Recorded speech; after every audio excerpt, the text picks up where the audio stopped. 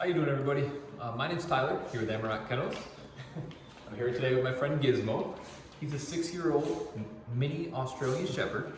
Gizmo's here with us because he's starting to show some slight resource guarding tendencies.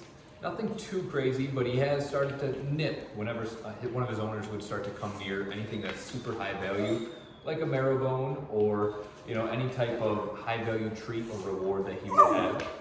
When it comes to resource guarding, it can be a very finicky behavior to try and work around, just because every dog is different and not every dog has the same triggers or the same behaviors that they'll display if they are going to, God forbid, bite somebody, show any resource guarding, whatever the case is.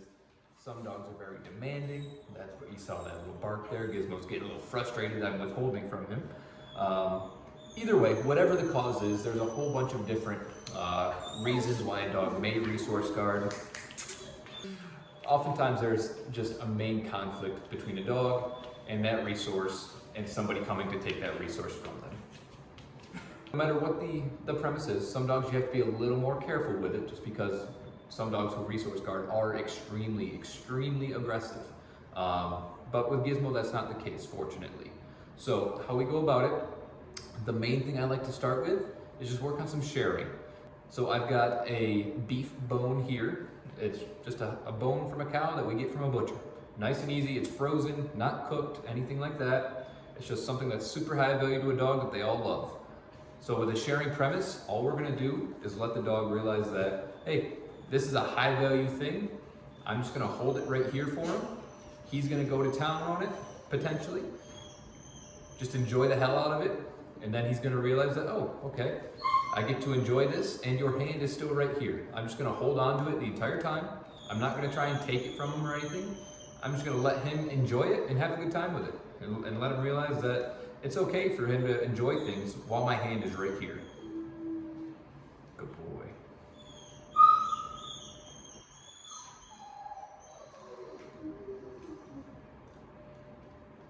Good job.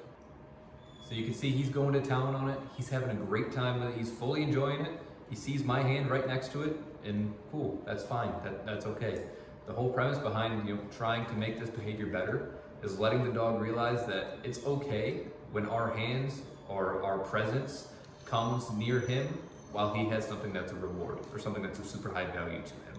We want to make sure he realizes that we're not here to take things from him. We're not here to create conflict, to take his high value possessions or anything like that. We're here, everything's fine, you're getting a good thing for you. So the back end of the sharing concept is that whenever I'm about to move the reward, I want to make sure that I have something to follow up with it, so that even though I took this reward away, it was okay because he got something in return for leaving that object. It's not anything where I'm going to take it from him and then he's not going to get anything back. It's, nope, hey, cool, you took it away, but guess what, you also gave me something. What I love to use is just hot dogs from Walmart. $2 for the package. The dogs love them, cut them up nice and small so that dogs aren't gaining too much weight or anything like that. They're nice and easy, and they do the trick. Good boy. So I'm gonna remove the bone. I'm gonna reach into my pocket, get a hot dog ready. Good. He knows the drill. He's already started to realize that, okay, you reach in your pocket, I hear that little toy, or I hear the little bag. That means something good is coming. Good. So I'm gonna go ahead and remove the bone. Good. Yes. Mark it when it leaves, and he gets a reward for it. Good boy. And then he gets to start going to town on the bone again. Nice and easy. This starts to introduce it rather than the sharing concept. Now we're start going into the trading concept. It's just nice and easy.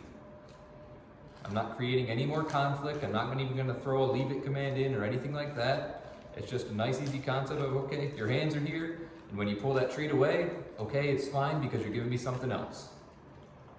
Good boy. Good job, buddy. Yes. Okay. Good. Good job. Sit. Yes.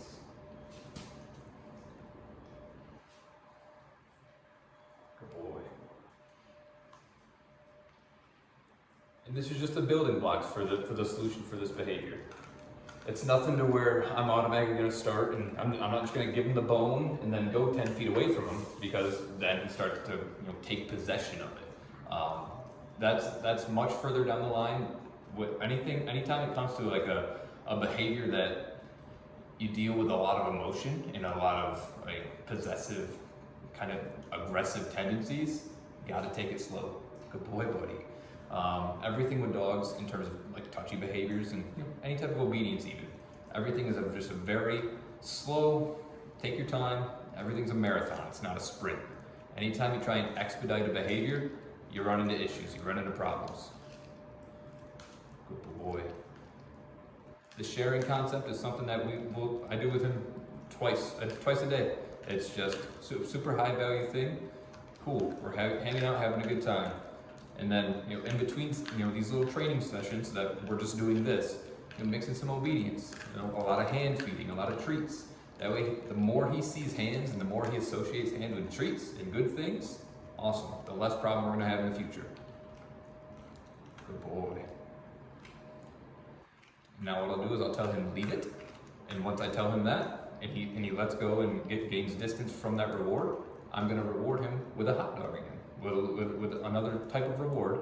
That way he knows, okay, I left that super high thing, cool, but I got something else that was super high value in return, so it's okay. Good boy. Gizmo, leave it. Yes. Good boy. Good job, buddy. Good. Good boy. Good job. Good. Yes. Good boy. So he left it, I gave him a hot dog, it was like a circus. I let him realize that leaving these super high value rewards are great because he gets more rewards in the long run. Good boy.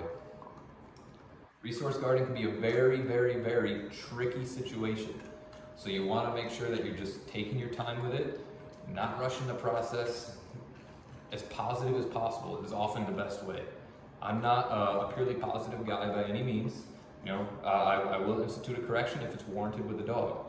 But when you start dealing with these crazy little finicky behaviors, you got to take your time with them. And oftentimes, if there's conflict, the positive mindset gives you the best results. Good boy. Leave it. Yes. Good job, buddy.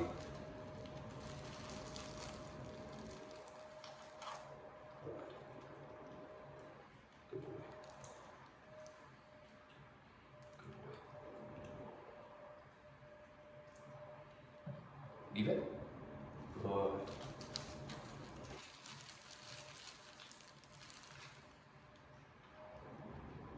Now the next step, once you want them to do a few days worth of these type of repetitions, put it on the ground and kind of give him a little more leeway with it. Yes, good boy.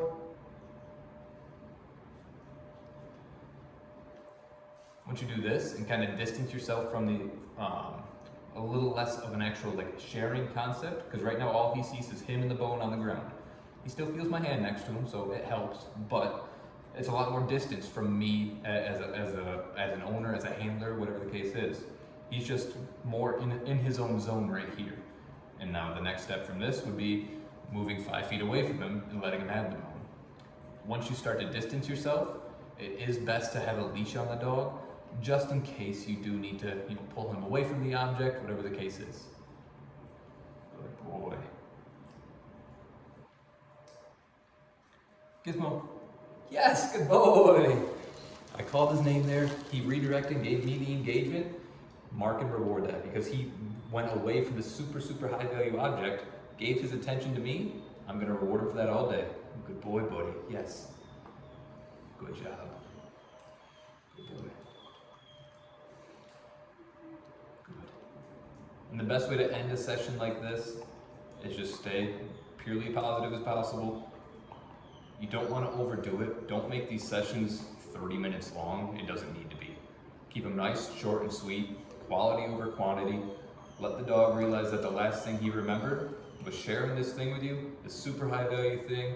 Awesome, good job. You had a great time. Good boy, buddy. And make it 5-10 minutes. Take the treat away. Give him something high value in return. and then we just go about our day like nothing even happened. Good job, buddy. Gizmo, leave it.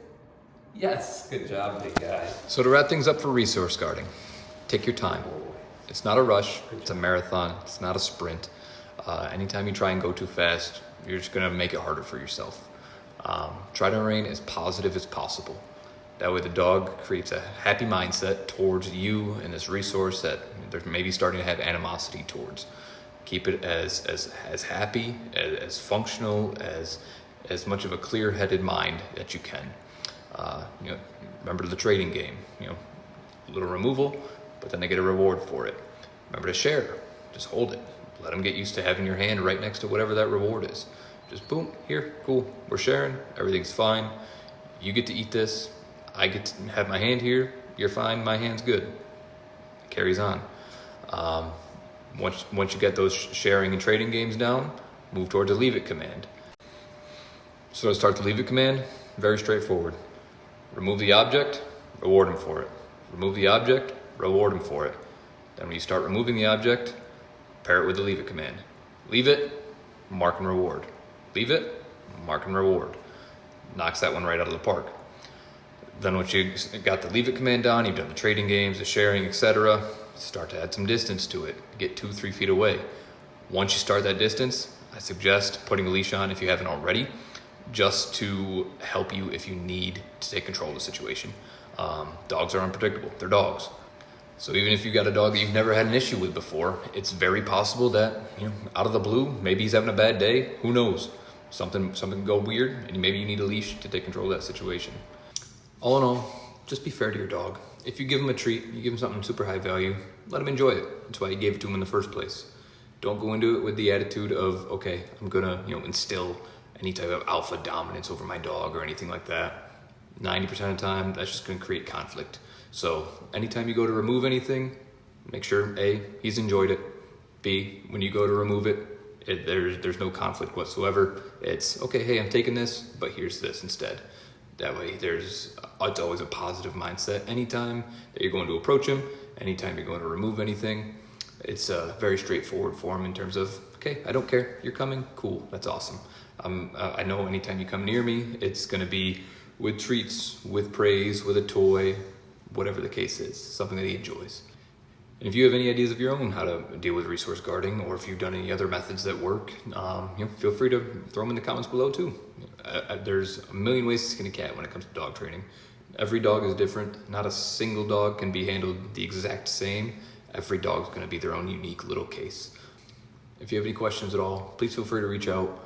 I'll put our links down in the comments below. So if you wanna check us out on Facebook, Instagram, whatever the case is, feel free to follow along and shoot us a message, say hi. Take care, guys, and we'll see you soon. Thanks.